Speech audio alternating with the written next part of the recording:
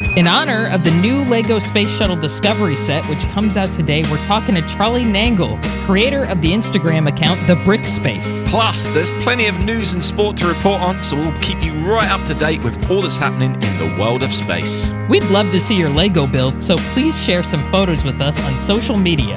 We're at Space and Things 1 on Twitter, or get involved at Space and Things Podcast on Facebook and Instagram. Thank you all so much for your support and for listening and hitting the share button as well. But right now, all we really want is for you to enjoy episode 31 of the Space and Things podcast.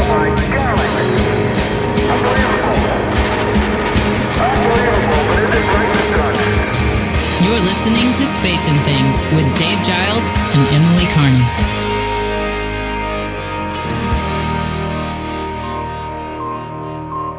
I'm Emily Carney.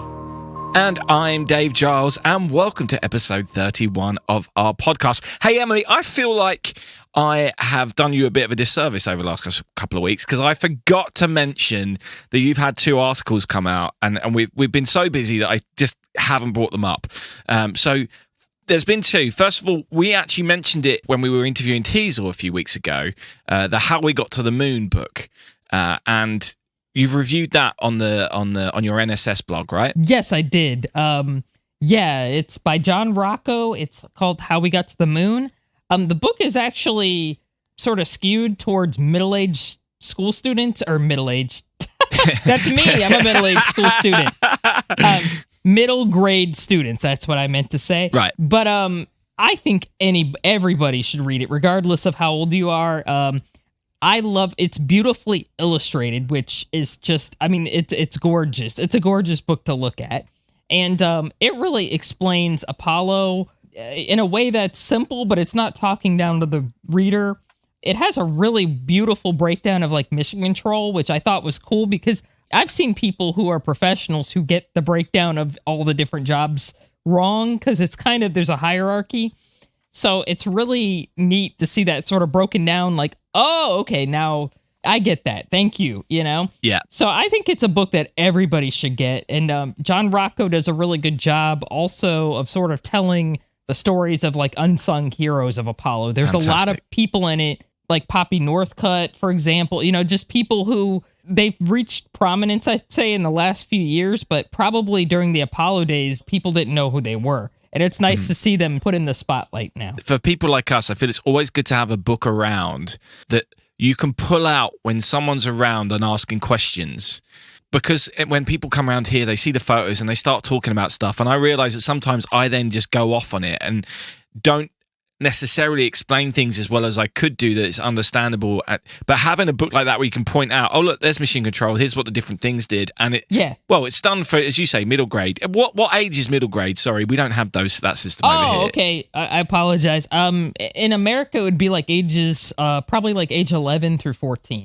Yeah, that's what I thought you meant. So this is a perfect book, as I was saying. It's a bit more basic, not as technical. So when we're talking to people about this stuff or perhaps trying to explain to them how things worked, we can pull this book out and it's perfectly on a plate for us. I wouldn't say, and the thing is, the book, I wouldn't even say it's really basic. It's readable, is what I'm saying. Right. I think everybody should get it.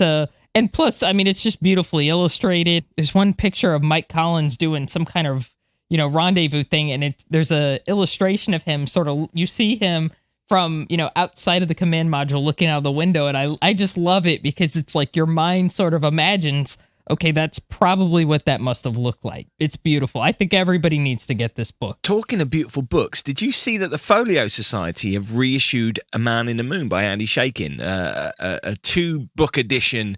It's really expensive, about £150. Yes. I think over $200 or something like that. It would be that's way expensive. It looks stunning with loads of great photos and looks beautiful. That's on my fantasy list right now because I think I have a few versions of A Man on the Moon. But that one looks like a collector version. Yeah, almost the definitive version, right? Just exactly. Such something for your shelf.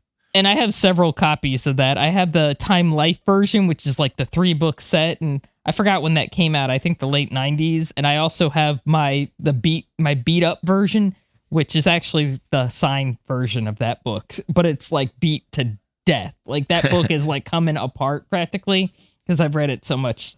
I'm probably gonna spring the $300 to get that. So Yeah. even though I already have it. Yeah, I might set up a Kickstarter just to get me that book. Anyway, your other article was on the Space Review, which I'm not sure I've seen you publish anything on here before. So I published a few things on there in the past. I did a book review on there last year that I did with Dwayne Day. Right. Okay. He's a pretty big space historian. Hey, Dwayne, if you're listening, he's probably like, oh crap. But yeah, I kind of did a revised version of an article I did for the NSS, and it's about it was about For All Mankind, the current season. Obviously, a lot of the main characters on the show are women astronauts, and not just women astronauts, women in general, wives or in this season, the director of JSC, Johnson Space Center, is a woman. I don't want to spoil it too much. We have women in like leadership positions that they wouldn't have had back then. And I was just kind of struck watching the whole show about like it shows women dealing with like mental or physical pain and how it captures, to me, that captures it so well. Women tend to hide stuff. We're like cats. If we're sick or not feeling well, we don't say anything about it. On that whole show, every woman character is like, I wouldn't say hiding something, but sort of like trying to sort of deny their pain, I guess, is what I'm saying. And I just felt that it was kind of a universal thing. I think a lot, I don't know, I think a lot about stuff like that because I was talking to somebody recently and I was like, have you ever noticed there's kind of this culture around women? And I don't even know if it's coming necessarily from men. I think women underscore or emphasize this too. Like, oh yeah, women can take pain. We're tough. If you're in pain, something's wrong. Normally, if you're hurting, something's not right normally. And I think that's the same for mental pain as it is for physical, because if something's bothering you in your mind, something needs to be addressed. So I don't know. I just was kind of intrigued by that topic and how For All Mankind handles it, because it shows, a lot of women, I wouldn't say in distress, because these women sort of handle their pain, but how it kind of addresses the reality of women sort of hiding their pain and still having to sort of fight to get where they're at, or having to fight to get further, whereas the men on the show are just where they're at because they're where they're at. So yeah. I don't know. I was kind of intrigued by that, but I'm a little obsessed with that show, if you can't tell. So, and there's more. Like, I don't know. I could go on about this topic forever. It was just something that I was thinking about, and I was like, man, why don't I write something about this? Yeah, it's a really good article. So good job. We'll post links to both those articles in the show notes, of course.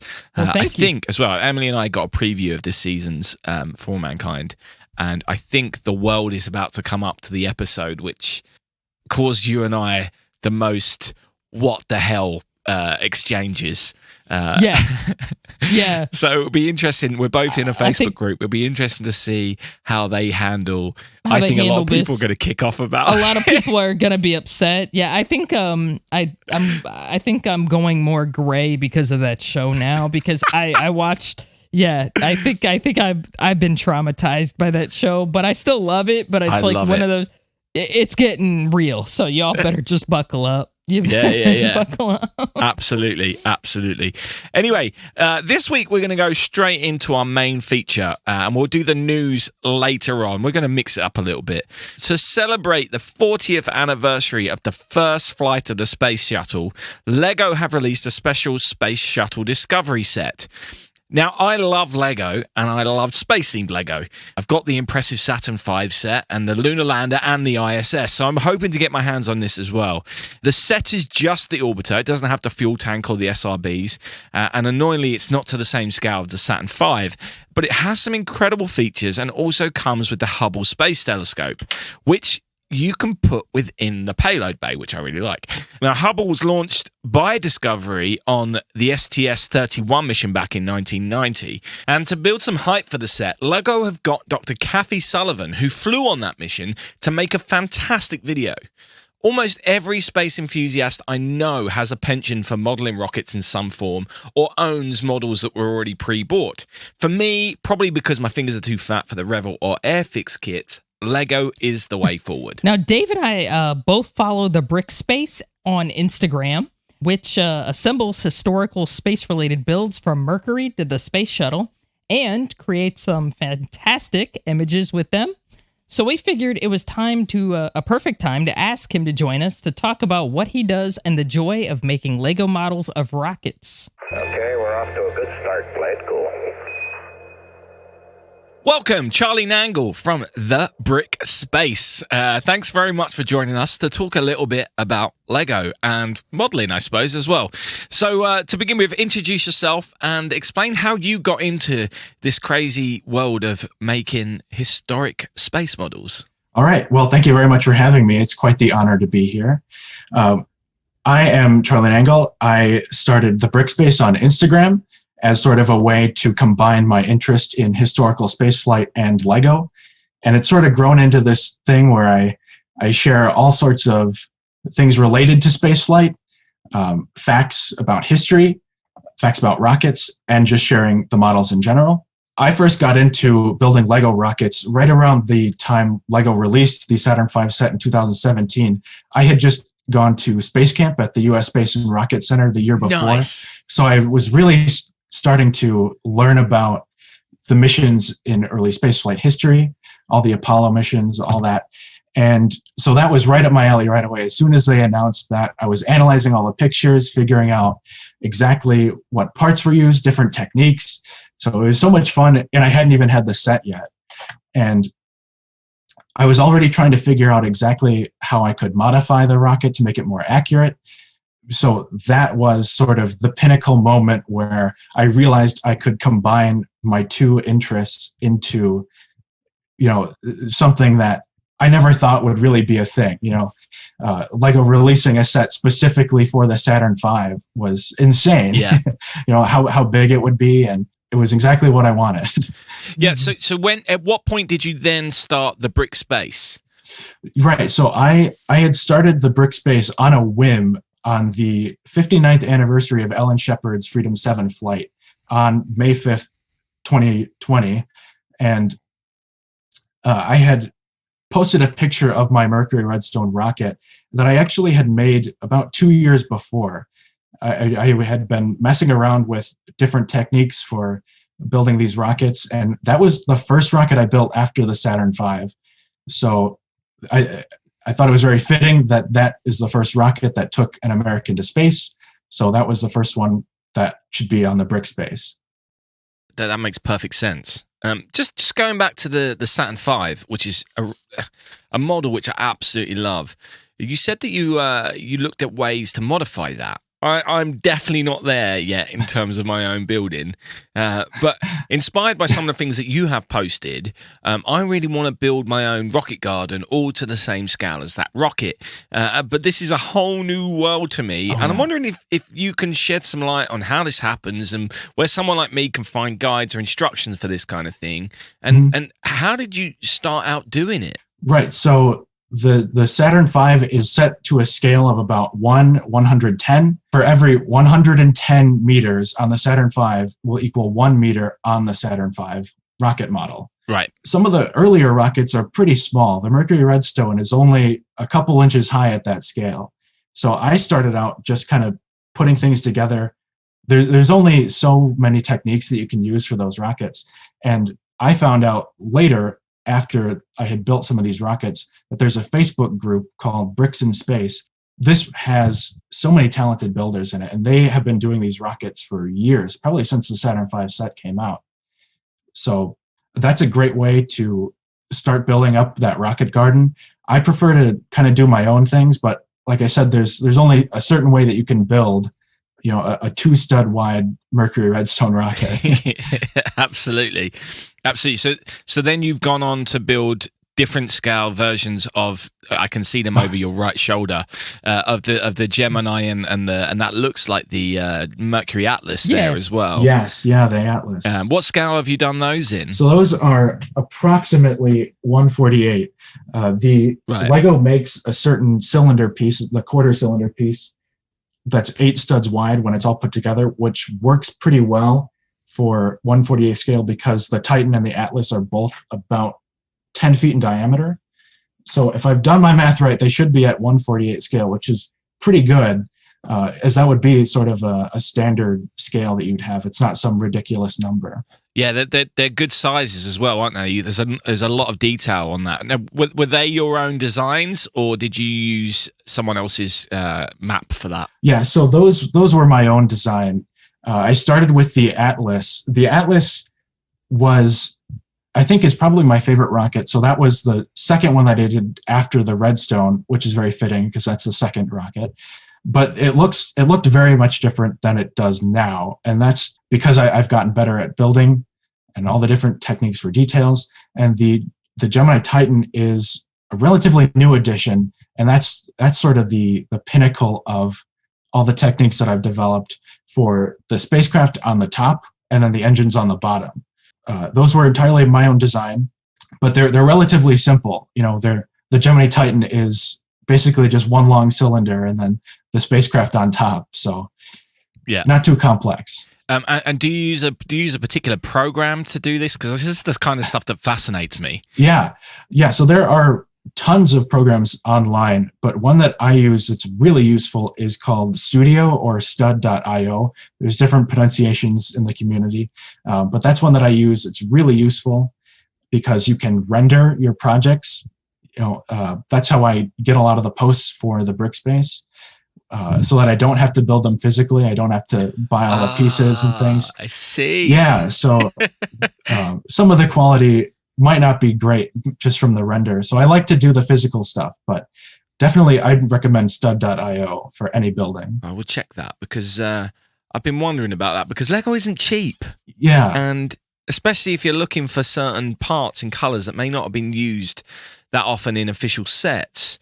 There are certain things I'm sure you'd love to be able to build, but the cost would just end up being astronomical, pardon the pun. So being able to design this stuff with an unlimited amount of virtual bricks and then render it does seem to make a lot of sense to me. Now, one of my favorite features of the official Lego sets, be that the Saturn V or the Lunar Lander, is the level of detail they add to the interiors. Things that you just wouldn't see or know about unless you pull them apart and build them yourselves. You've got pipes, fuel tanks, different stages, all kinds of ridiculous detail underneath the surface. Is this something that you do with your own builds at the moment, or is this something you're trying to aspire to do?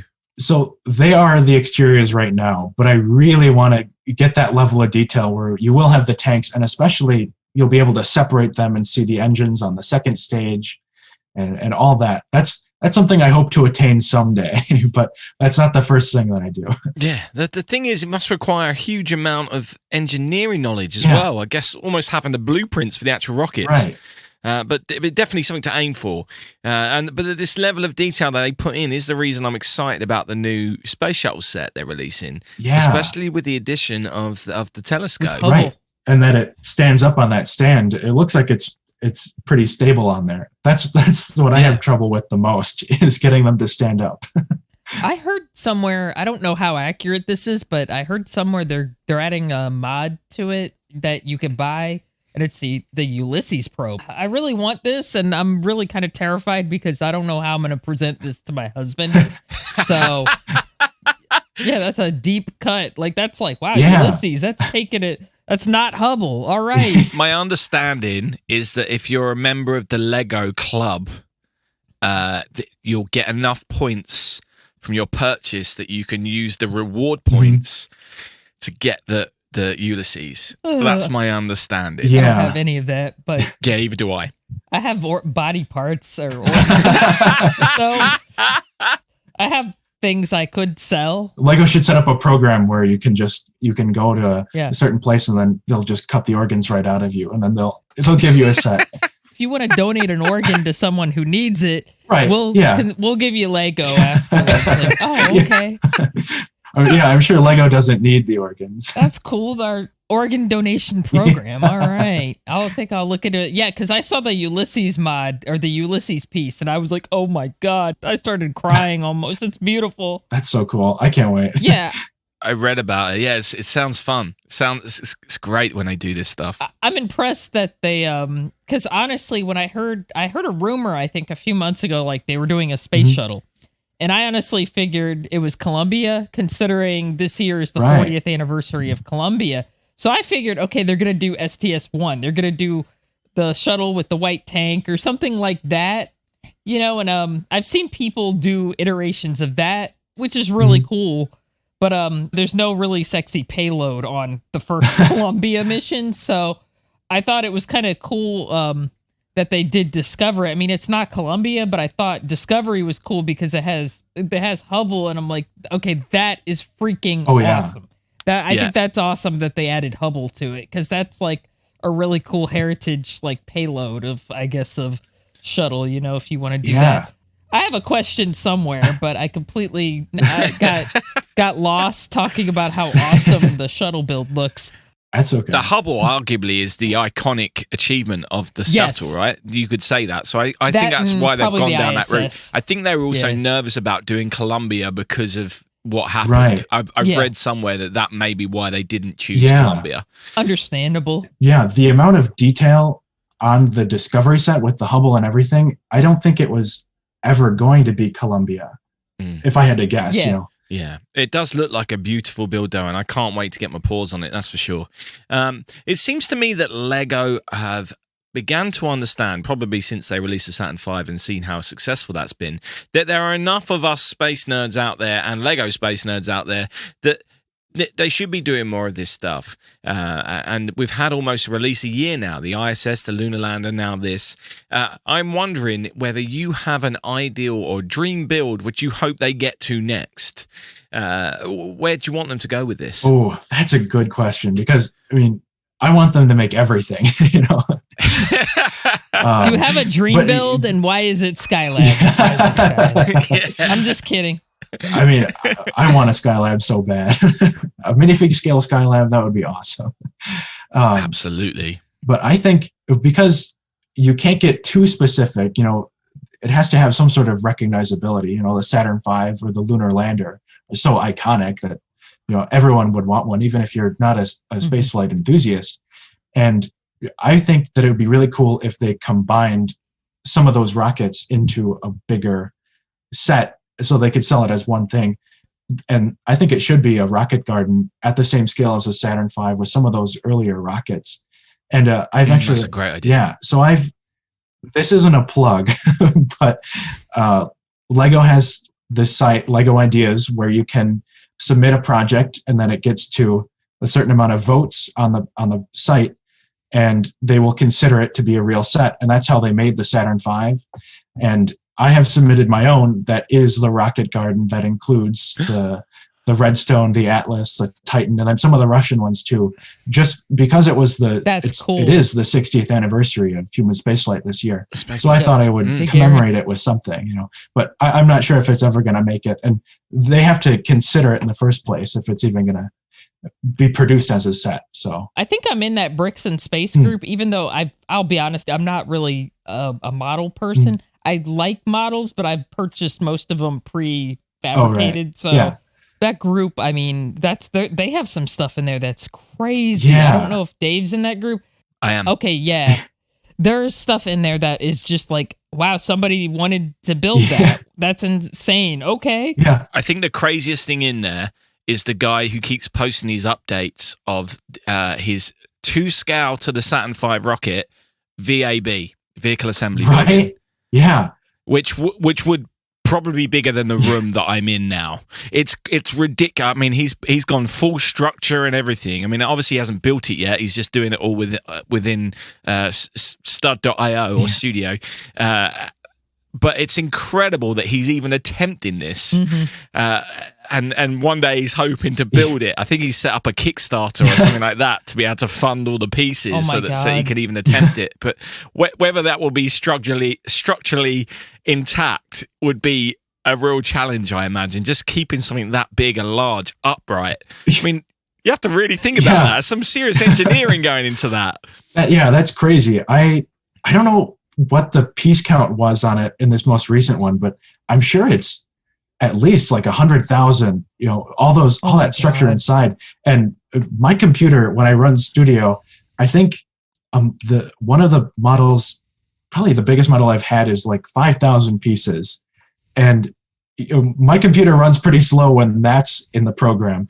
I don't know how he's running that. He's got to have like a computer that's I was about to say a computer as powerful as the Saturn V, but like we can fit that in our pocket. Yeah, Absolutely. Now, we do have some Patreons, and someone has asked a question because they're interested in this stuff as well. Amar has said, what kind of build do you prefer to make? Small but distinctive and iconic, or large and complex?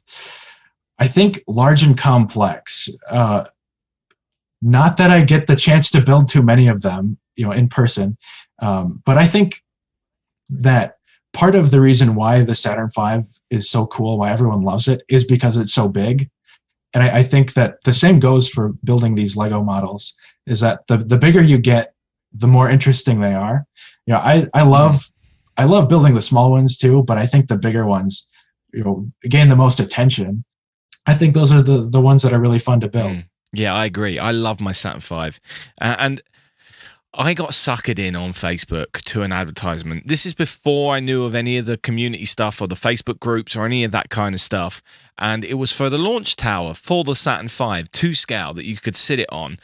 And it looked amazing. And I was like, oh my God, look at that. I've got to have that. So I paid the money, and then it arrived. And it turns out it was not official Lego. It's some Chinese company weird thing, and it's horrible, and none of the pieces fit together properly. And I spent 2 days trying to build it, got pretty much all the way to the top, really high up, and then I was adding a piece and the whole thing came tumbling down. Which begs the question, Charlie, have you had any real disasters with any of your builds? Well, it's sort of the same thing. I built the same Saturn V tower, not the Chinese one. I bought some of the pieces for that. It was there's a convention that happens every year. It's about half an hour from my house. It's called Brickworld Chicago, and Brickworld is a nationwide convention. They've got conventions all over throughout the year, but the biggest one that they have is in Chicago. And for 2019, they announced that the theme would be space, and that for the 50th anniversary of Apollo 11. Nice. So that's when I realized that I needed to go all out. I needed to have every rocket, and I needed to have the Saturn V launch tower. And I started to model it, and then I used one of the ones that was out there. I think, I'm not sure who the builder was, but they submitted that to Lego Ideas, and it got to the 10,000 supporters in record time, but they didn't make it into a set, so he released the file. So I used that as sort of a jumping off point, and it was really expensive, tons of pieces that you had to order. So I started, removing some of the details and part of the structure of the inside of the tower. No. And this is digitally, so I don't know what it's like structurally when I build the thing. So the last batch of pieces comes in maybe a week before the convention, and I'm starting to put it together, and I realize that there's no way I can build the whole thing and then move it to the convention. It has to be in sections, and then even if I build it now, I don't know if I'm going to be able to take it apart to bring it to the convention without it, just the whole thing being ruined. So I build it in sections and then take it to the convention and start setting it up. And I realized that the whole thing is starting to lean. And thankfully, it never fell over. But I got the whole thing together, and then realized that the crane that goes on the top would have tipped the whole thing over. So I had to sort of figure out how I was going to attach this thing on the top, because you can't have the launch tower without the crane on the top. And there are different vendors at this convention that sell individual pieces and in bulk. So I had to kind of go around to each one and figure out which ones I needed that would work best. And it kind of reminded me of the scene in Apollo 13 where they have all the pieces to build the CO2 filter. And it's that was the most terrifying part and also really fun. And so I had to leave this tower up for the whole week for the duration of this convention. And it was sheer terror every time a little kid ran past or someone got too close. And I was just please don't get too close. Do not touch this. Do not. Just thankfully the whole thing survived. But ironically, once I got it home and set it up, that's when it came down. So thankfully the whole thing stayed up for the convention, but I don't have that anymore. It's just in pieces. Yeah. Mine. It was attaching the crane, and the whole thing went down. Yeah. And it was like 4 a.m. I was getting to. I'd been working on it almost 48 hours straight. I thought it wasn't going to be very complicated. I completely underestimated. It was my first attempt at doing anything that wasn't official Lego, and the good thing is that it led me to do some research, and that's how I found out about the Brick.Space Facebook group. And then I started realizing this is actually a big deal, and that people love this stuff and take a lot of pride in it. There's a whole community of people out there doing it and looking out for each other, which is really great. I felt bad actually because I didn't realize that the company I'd purchased the kit off had stolen the designs and were making money off of someone else's work. So, which I've now learned, and I won't be doing that again, obviously. And if you're listening, don't do that. There's really so much more to this than I ever imagined. And that is also why I love your Instagram account, Charlie. I love the ideas behind what you do and how you merge your builds and designs with the actual mission photos. And then you caption it with all the relevant history. It really brings out the kid in me. It makes me just want to sit there and sit down and spend all my day playing with Lego. So, thank you, Charlie. Please don't stop doing what you're doing. I love seeing like today's STS3 post. That's not like a famous mission. It should be, but it's not like, one of the like Apollo 11 type missions. Most people on the street would not know what it was. So to see stuff like that, it's like, that's just cool because it's kind of more of a, oh yeah, that's the time they landed in White Sands, So I really love those little nods to space history that you might not think about. So definitely keep on keeping on. We love it. We'll do. As long as there are things to build, I'll build them. Amazing. Thanks so much for joining us, Charlie. This has been great. Yeah, this was a lot of fun. Thank you. Hey, world, hold on to your hat. I'm going to turn you upside down. I thoroughly enjoyed speaking to Charlie there. What a lovely, lovely guy. It was great to get to know the guy behind the Instagram account, which we both love so much. He's just one of us, isn't he? He's one of us. One of us. Anyway, Emily, you kind of mentioned it within that interview. You've never been tempted to do any brick building or rocket modeling? It's funny. I'm in a few space modeling groups. And I don't build. I'm probably going to get kicked out of them for mentioning this. I do not build models. I tend to break stuff. I'm a klutz.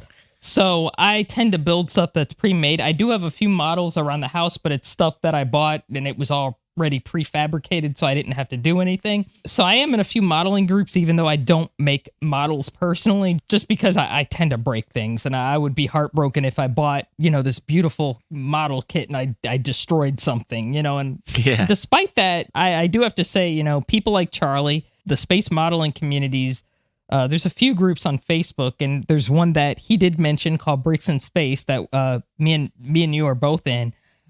There's some builds in there. They are just incredible. And I've seen some model builds, not just Lego, but there's some people who build stuff. I mean, there's a few people out there who build things. I'm gonna name drop one of them. I have a friend, Michael Makowski, who's he's been building. He has I think a business. He sells books called Miniatures in Space, and they're basically how to sort of build your own models. And I have a few of the books, but he's built some stuff too. I mean, not to take away from people who build things in Lego, because I think I think all the little artistic expressions of, I consider it a type of art personally, because these builds that, Charlie does and Mike does, or they do, I'm sorry, I probably screwed up my grammar there. These builds that they do are just so just to the T. They're not just, I couldn't do them personally. I don't think I have that type of artistic eye. I appreciate models, but I don't have that type of, I think it's like painting almost. I love space art. I look at what Tim Gagnon does and what, Robert McCall did. I look at things like that and I'm like, that's incredible. I could never do it. I can appreciate it, but I could never do that kind of stuff because I feel like it takes a different kind of brain to do that. And I don't have that kind of brain. Yeah, same. I love putting them together. I love going through the instructions, finding the pieces and all that. I find it very therapeutic. Just nice to have a little time out. But genuinely, when you're just following the instructions, you're following someone else's hard work already. They've done the design. They've done the engineering. So we just get to reap the benefits of Lego, and I think that's one of the reasons I enjoy it. Yeah. But it is art. I have not created the art. I'm just putting it together. It's like paint by numbers, right? But it's still really incredible what these people are doing and what Charlie's doing, and people like Charlie who are creating their own rockets from scratch or their own builds from scratch. That's just a different level, a complete different level. And looking at a photo and saying, I'm going to build that with some bricks. Incredible. I don't understand how they do that, and I love the fact they do it because I get great enjoyment out of it, especially with things like Charlie's Instagram account and these Facebook groups that we can watch and see what people are up to. I think it's great. I really think it's great, and I think people shouldn't turn their nose up at it and think, oh, it's just Lego, because it's not. It really is something bigger than that. It's not. Yeah, it's looking at some of the stuff Charlie has done and some of the stuff I've seen, in just general space modeling groups by, an assortment of people. It is art. It's something that I couldn't do, and it's not a toy. Yeah. They're definitely made to, look at and admire. Yeah, that's partly why I have not bought the Saturn V kit by Lego. Everyone's like, oh, you need to get the Saturn V. And I'm like, I have 2 cats, and they would destroy it within about 2 seconds. Pretty much all my friends had that Lego set, and I just think it's too expensive and too beautiful for me to just have destroyed in my house. So yeah. The good thing is about Lego is, I've knocked mine over so many times and it breaks into a few pieces, but you rebuild it, and that's part of the fun. It's not like those other model kits where if that goes down and smashes, that's it, game over. You have to buy a new set and start again. So I think that's the other reason, because I also am clumsy. I enjoy this, but yeah, it was great having Charlie on. And if you haven't checked out his page, please go over to instagram.com/the.brick.space. We'll put that in the show notes as well for those of you who are a little bit more lazy. And if you'd like to watch the full interview with him and see some of the builds that he had behind him, you can go and check that out on our Patreon page, patreon.com/space and things. And there's all kinds of stuff going on there as well. Hi, I'm Max Kaiserman with Lunar Replicas, and you're listening to the Space and Things podcast with Dave Giles and Emily Carney. And so we get on to this week's space news. I mentioned last week that after we were finishing recording, there may have been a SpaceX Falcon 9 launch, which was going to put some more Starlink satellites into orbit. Well, it happened, and as promised, I put all the information in last week's show notes, but they'll also be there this week. But this week, there has only been one other launch, which took place at the Vostokny, I hope I'm pronouncing that correct, Vostokny Cosmodrome in Russia. The European company Arianespace launched a Soyuz 2.1B rocket carrying 31 OneWeb satellites. And a OneWeb is a British-based company, so this is the kind of launch that actually ends up on the BBC website, which is quite amazing. Anyway, it's a British-based company which is launching a satellite constellation of thousands of satellites with the aim to offer access to the internet in remote areas. So it's similar to Starlink, I guess. However, last year, the company had to file for bankruptcy after the pandemic hit. And it's now owned by the British government, believe it or not, and an Indian company called Bharti Global. So they're hoping that this launch sends a signal that everything is okay, but they have cut the amount of satellites they're planning on launching from 48,000 to 6,372. So maybe it's not quite so good as they thought it was going to be. I guess space is hard after all. We're recording this on Tuesday, March 30th, and today we have seen some incredible stories break. First, the final 2 crew members were announced for the Inspiration 4 flight. You may remember us talking about this. Billionaire Jared Isaacman has chartered a SpaceX Dragon capsule so he can command the first fully commercial crewed orbital space mission this year, possibly in September or October. He wanted the mission to inspire, so he decided the other 3 seats will be given away, and they're named Hope, Generosity, and Prosperity. Now, the Hope seat was announced a few weeks back, and its passenger is 29-year-old Haley Arsenau. She was chosen as an ambassador for the St. Jude Children's Research Hospital, where she works and was once a patient. As a child, she had bone cancer, and as a result, she has metal rods in her left leg instead of bones. she will become the youngest American and the first person with a prosthetic to fly in space. And today it was announced that she's going to be joined by Chris Sembrowski and Dr. Sian Proctor in the Generosity and Prosperity seats, respectively. Sembrowski is 41 and works as a data engineer for Lockheed Martin and former Space Camp counselor, which is pretty cool. The Generosity seat was picked by a competition in which a name was picked from those who contributed to St. Jude's Hospital. But in the true spirit of generosity, the name picked out was not, in fact, Chris Sembrowski, but his friend, who then donated him the ticket. I loved that. I think it's amazing. Awesome. This competition raised $13 million from 72,000 individual donations, and that will be added to the $100 million pledged by Isaacman for the St. Jude Children's Research Hospital. The Prosperity seat was also a competition which asked entrants to set up an e-commerce website using a payment system which was founded by Isaacman called Ship for Shop.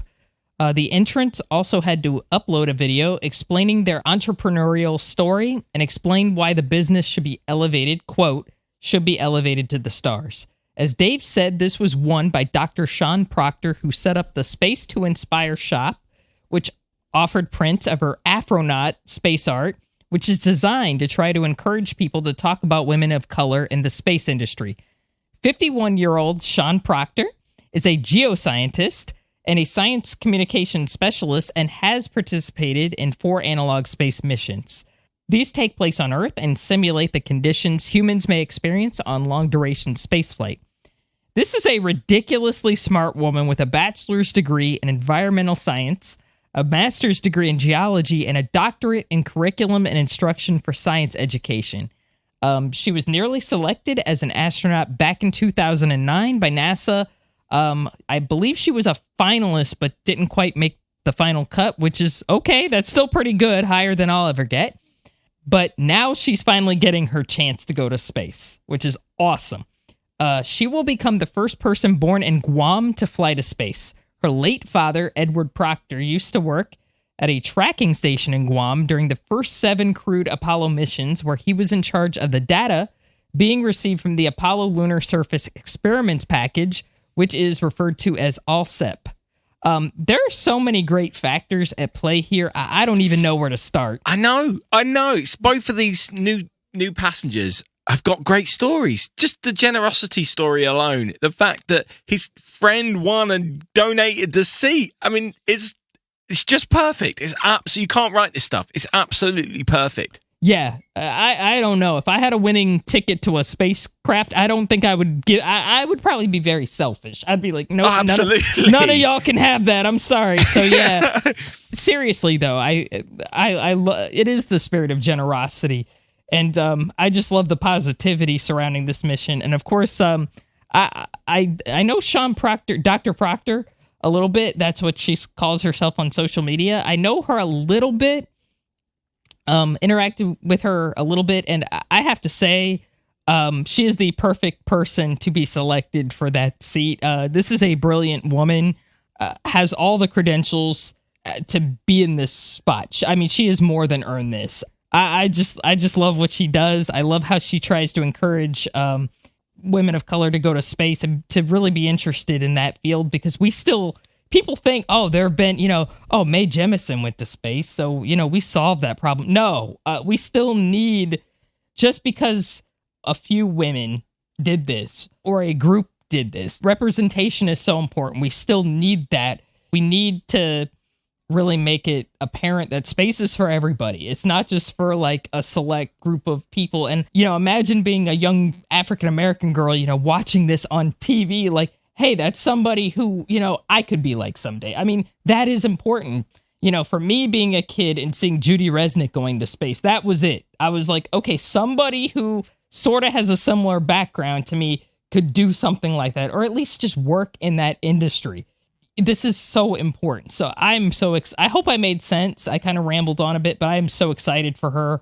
And I'm really proud of her, and I think she is the perfect candidate for this. So I am so excited. Yeah, I am super excited about this as well. I think it's absolutely living up to its name of inspiration. And I just hope it gets the media coverage that it deserves. Are you planning on going down to Cape Canaveral to watch the launch whenever it gets announced? Yes. I'm so excited. I'm practically crying just thinking about it. I'm hoping when they announce the actual launch, I honestly, I don't know how I'm going to explain this to my boss, but he's probably not going to be happy, but I am going, I want to see that. I have to see it because hopefully it's a weekend. Yeah, I have to see that. If the hotels are booked up, I'll sleep in my car. I mean, I got to see it. It's going to be incredible. And it's going to be exciting to see, somebody I, know on there. And I'm just so excited. It'll be like the first realization of, what I think space should be, which is regular people being able to go to space, Yeah. Absolutely. Highly qualified. Well, Dr. Proctor is very qualified, but still, I mean, she's not NASA's astronaut. She's a civilian astronaut, which, this is going to be so exciting. Absolutely. So, in other news, it's been, as I said, it's been a crazy day. SpaceX attempted to launch the SN-11 Starship prototype from the Boca Chica facility in Texas today, but it ended in disaster, exploding shortly before the landing burn attempt. Now, normally I'd suggest checking out the videos of this, as these launches have been incredible to see, even when they've gone a little bit wrong. But for some reason, they decided to launch in the fog, so you can't see anything. It's not the best thing, and just before it did explode, obviously the feed from the rocket cut out, so you really can't see anything.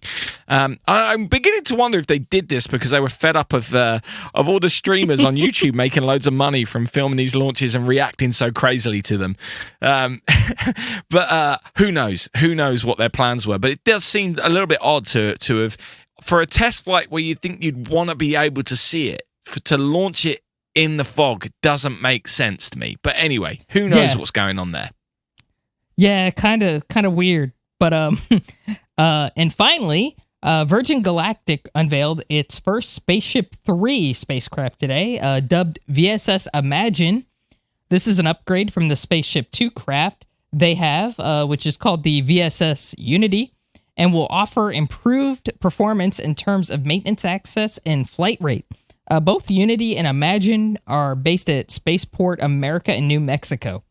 These are both space planes which have 2 pilots and can take up to 6 passengers and are launched from beneath the wings of a carrier plane, which drops them at an altitude of about 50,000 feet before its own rocket motor blasts it into a suborbital flight path, which should give its passengers a few minutes of weightlessness and views of the curvature of the Earth. Now, there are currently about 600 passengers booked on these flights at the price of $250,000 a seat. So, yeah, I think I'll be waiting a while for a seat. So I think I'm going to get Andy Shakin's book first, I think. Yeah, I'll be able to afford that first before I afford that seat. So, yeah, definitely. Yeah, it's not cheap. SpaceX Dragon, we're go for launch. Let's light this candle. That's it for this week. We hope you've enjoyed the show, and don't forget to get in touch and share your photos of your models with us, whether they're made of Lego or not. Absolutely. Can't wait to see those. I'll post some photos of my own stuff as well. So thanks very much for listening, and thanks to all who continue to support us on Patreon or who have donated or purchased merchandise from our website, spaceandthingspodcast.com. There's something new coming soon as well. It really does mean a lot, but as always, we ask you to remember that in space, no one can hear you stream. Space and Things has been brought to you by And Things Productions.